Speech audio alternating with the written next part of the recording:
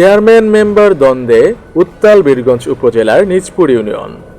দিনাজপুর থেকে রণজিৎ সরকার রাজের প্রতিবেদনে।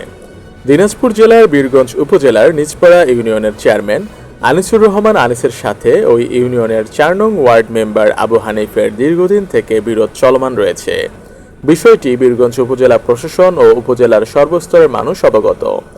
বছর দুয়েক পূর্বে চেয়ারম্যান ও মেম্বার চলমান বৈঠকে হাতাহাতি করার পর থেকে এ নিয়ে এলাকায় ব্যাপক তোলপাড় ও অস্থিরতা সৃষ্টি হয়।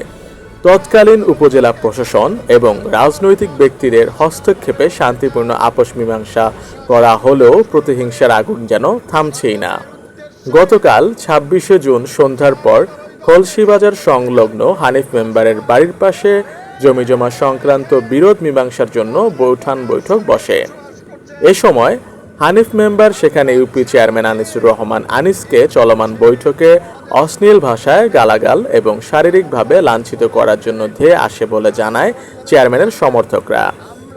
এ সময় চেয়ারম্যানের সমর্থক ফরিদ আলীকে মারপিট করে তার পকেট থেকে ২৫,০০০ টাকা ও চেয়ারম্যানকে আটকে রেখে তার পকেটের ৭৫,০০০ টাকা চুরি করে বলে জানিয়ে ফরিদ আলী বাদী হয়ে হানিফ মেম্বারকে প্রধান অভিযুক্ত করে মামলা করেন। এ সময় উত্তেজনা তৈরি হলে প্রশাসন ও জেলা বিএনপির সাবেক উপদেষ্টা রেজওয়ানুল ইসলাম পরিস্থিতি নিয়ন্ত্রণে আনেন।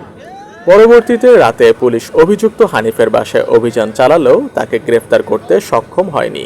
আমাদের সুযোগ্য চেয়ারম্যান ৬ নম্বর নিজপাড়া ইউনিয়নের জাতীয়তাবাদী দলের চেয়ারম্যান, আমরা পরিষ্কারভাবে বলতে চাই, প্রশাসন থেকে শুরু করে সকলের উদ্দেশ্যে জাতীয়তাবাদী দলকে খাটো করে দেখার কোনো অবকাশ নাই। দেখেন তাহলে বোকার স্বর্গে বসবাস করছেন। আমরা ছাড় দেই কিন্তু ছেড়ে দেব না।